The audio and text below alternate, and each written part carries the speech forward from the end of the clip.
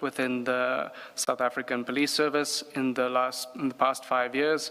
If not, why not? If so, what A, audits were conducted, B, ranks were subjected to such audits, and what were the outcomes of the specified audits? The second part of the question is whether the SAPS has approached and or engaged the Special Investigating Unit or any other external body to conduct independent lifestyle audits of senior police leadership. If not, what is the position in this regard? If so, what are the relevant details? And maybe we can start with the answer to 1A. Page 78. So on page 78, it says that lifestyle assessments, including reviews and investigations, were conducted within SAPS. And I think this is important to be specific about, that reviews and investigations are separate from lifestyle audits. At a later stage within the report, I explained the difference, but effectively what SAPS has currently performed is just the reviews and investigations. And in one is subparagraph A underneath one, I think your point is made, albeit yep. in the fine print, as it were. So it says, based on the lifestyle investigations conducted for senior management service members, no cases escalated to full lifestyle audits during the period under review. And the period under review in the question is the past 5 years. That's correct. Dr. Schoeman, may I just understand, what is a lifestyle review and what's a lifestyle investigation? So a lifestyle review is something that is conducted by an ethics officer within an A-line department. So a review is based on the financial disclosure form. It looks at the assets that an official has reported. It compares that to an official's income, and they determine whether they believe that is consistent. If it's not, investigation would be conducted by an investigator, so somebody who would have a bit more expertise in conducting these kinds of investigations. This would look at additional sources of information to determine whether there is potential unexplained wealth, to determine whether an individual might be receiving income from potentially nefarious sources or corrupt sources. So the lifestyle investigation, that would include looking at bank records, that then goes into looking at a person's qualifications.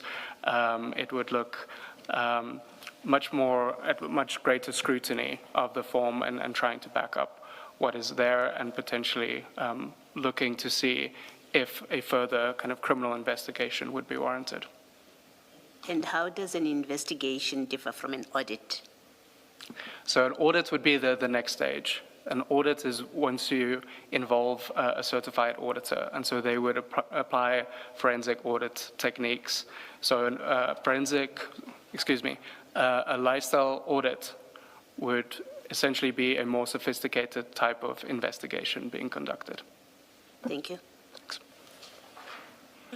Now, in your answer to Commissioner Baloyi, you've essentially anticipated what you say in paragraph 9 of your statement on page 9. Is there anything further that you would want to highlight in relation to the distinction between lifestyle reviews, lifestyle investigations, and lifestyle audits? I think one of the things that we haven't discussed in depth in terms of the response is that within SAPS, every year there have been these lifestyle reviews conducted. And some of them have led, in very few cases, to lifestyle investigations. In each case, they have been cleared. And I think this is an important part of the story to tell, that these are being conducted at the lifestyle review investigation process, but not necessarily turning up any results.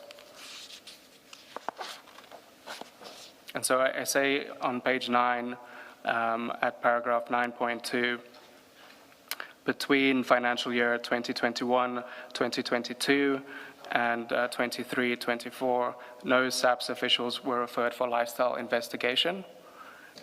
In 24, 25, 5 of 823 SMS members underwent lifestyle investigations, and all were cleared.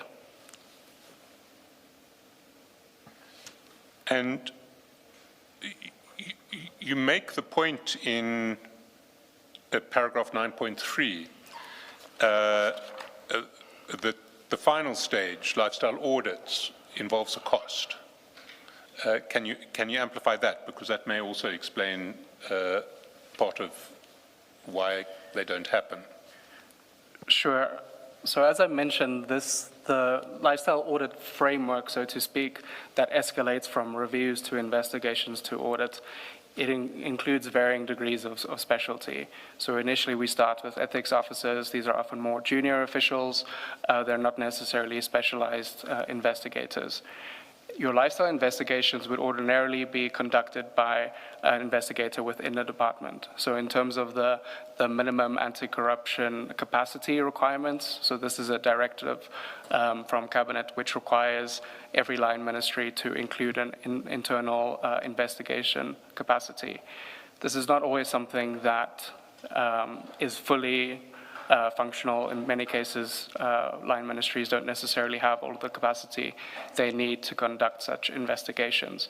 When it comes to the lifestyle audit process, this is a very particular skill set as it requires auditors. So this is beyond your potential. You might have internal auditors within your department, but it is not something that they would be conducting, these kinds of audits. And the lifestyle audit framework established by the Department of Public Service and Administration specifically states that lifestyle audits should not be conducted by internal auditors. So in the current framework, in lieu of this internal capacity to conduct lifestyle audits, what is happening is that departments are outsourcing these audits. So they would get an external company to conduct these lifestyle audits for them based on the financial disclosure records, or they would enter a secondment arrangement with a special investigating unit. How this works in practice is that these SIU officials are seconded to the department and effectively no longer function with the SIU's powers. So they are functioning as if they were a departmental official. What that practically means is that they no longer have the same mandate, access to resources that they would ordinarily have as an SIU investigator. And so one of the challenges, I think, within the current framework is both the powers related to the lifestyle audits, because this is a question of access to financial records. In the current system, to conduct a lifestyle audit, you would rely on the auditee, so to speak, the declarant, the individual under investigation, to submit their own financial records to the auditee. The challenge with that being is that somebody could very well hide some of their bank records. They can determine what to send somebody. If you have an authority with access to financial systems, they would much more easily be able to see the full scope, the full range of accounts with financial institutions. They would have much more access to the government databases and systems to be able to conduct a thorough audit. But what I should also mention in terms of the cost, so I mentioned here, and this is a cost that has been shared in public domain, of a single individual being audited, that it would cost something between 30 to 50,000 Rand. And the reality across the public sector right now is that these lifestyle audits have turned up very little. And I don't think it's necessarily an indictment of the lifestyle audit process itself. I think it is a noble objective. It is an important part of the anti-corruption response. I think the issue is with the current approach that we use, some of the gaps in our approach in terms of the financial disclosure reforms, what officials are required to disclose, the institutional framework around how these lifestyle audits happen. So this speaks to the issue of the powers that I've mentioned. And then the final aspect being the question of consequence management if something were to turn up. And so much of what I would speak to today is around those 3 points, but highlighting here the issue that these are very costly, but currently largely ineffective. Can I just clarify, because it is a point that you've made, but it seems to me to be a particularly important point, which is that whether they're conducted by private auditors or by SIU auditors seconded to SAPS, the persons conducting lifestyle audits have no statutory powers to collect information from financial institutions.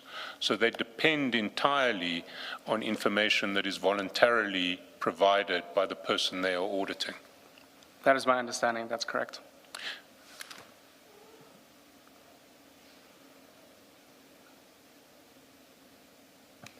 And at the moment, the system only reaches this lifestyle auditing stage after it's gone through, after a red flag has been triggered below it. There's no system of random auditing that takes place.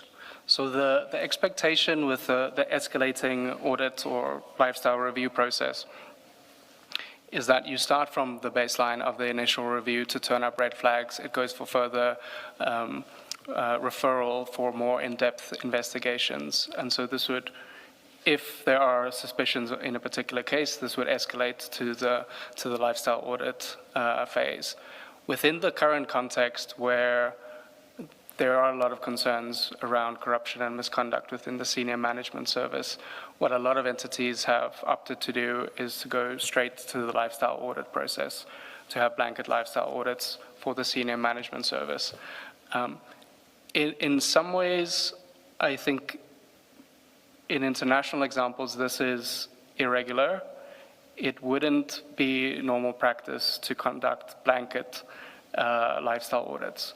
Ordinarily, a lifestyle audit is something that you do when you have good evidence that there is some kind of concern around an individual that warrants this kind of more in-depth investigation.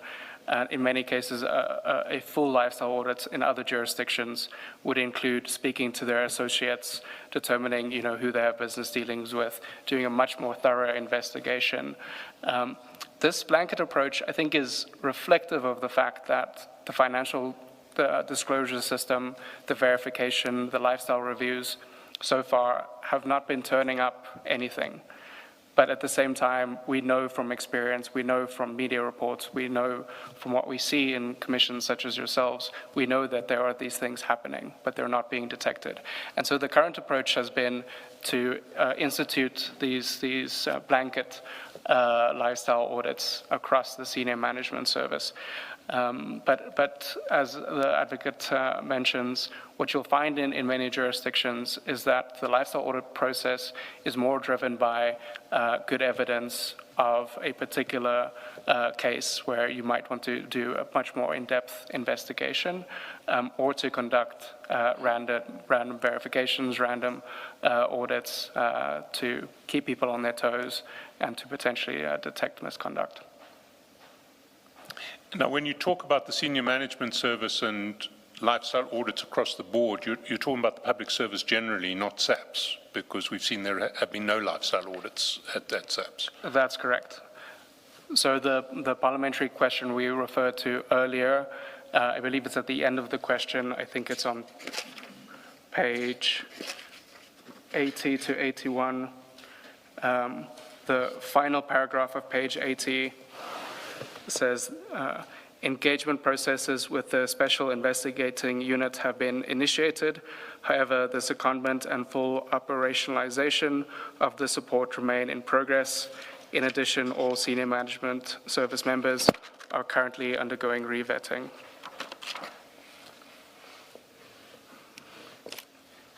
If I can also point to the paragraph in the middle, just below the table, it's highlighted with a 2.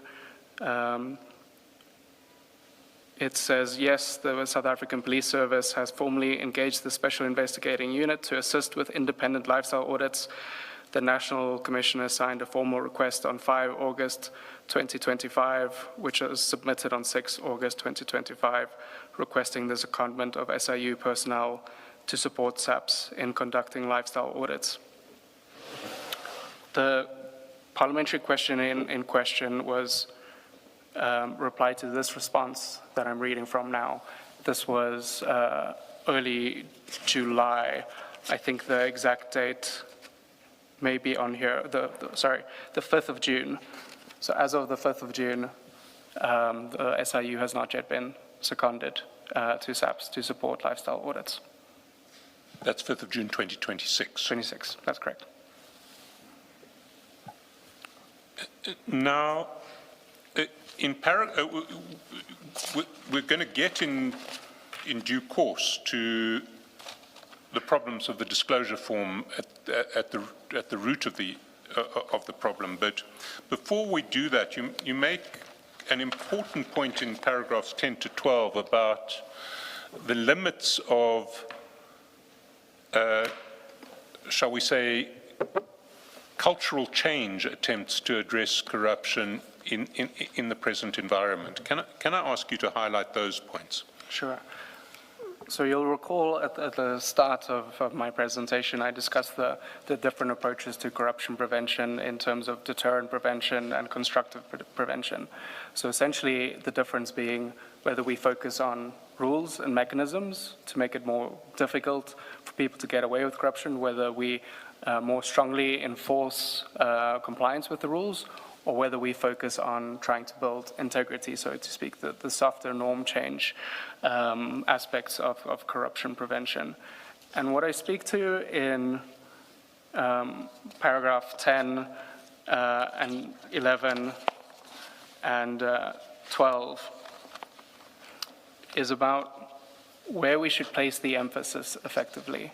Do we focus on an idea of building ethics and training people and encouraging them to engage ethically, or do we strengthen the legal and regulatory mechanisms to compel compliance with the rules, raise the standards? And in paragraph 10, I speak again to the SAPS annual report, in which they have a performance indicator related to this question of integrity and professionalism. And there are some figures there that reflect the progress on this particular indicator. And this is based on internal workforce survey that was conducted to determine how SAPS see professionalism within their own organization. And I'll read here from paragraph 10 on page 10. And it says, I'll start in the middle, that it says the latest SAPS survey conducted in 22-23 found that only 24.4% of SAPS officials agreed that the police conduct themselves professionally, while 31.6% agreed that the police do not abuse their power. And so the point that I want to make here is by SAPS's own internal surveys, the way most people see their own organizational culture is that they don't see it as an institution with great integrity, that they recognize that their colleagues do not behave the way that they should. In many cases, they understand that misconduct is rife.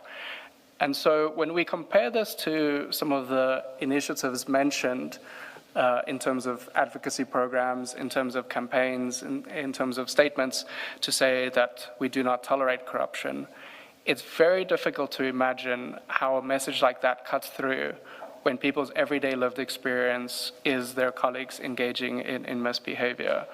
And so to turn around an organizational culture like this, you cannot solely rely on messages about ethics and integrity.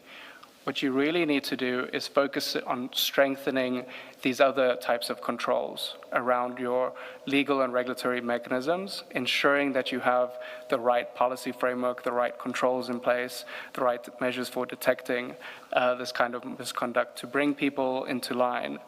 And the purpose of that is that over time, when you have this kind of rule-based compliance, people realize that this is what has become the norm, that you see your colleagues, they're all filling out their financial disclosure forms correctly. They're treating citizens with the kind of respect that they deserve. So it's much more difficult for you to fall out of line with that. So once everybody starts complying with the rules, ethics starts developing in and of itself over time. And I'll refer to here, I think often about, there's a professor at the University of Oxford, a gentleman by the name of Christopher Stone, who's done a lot of work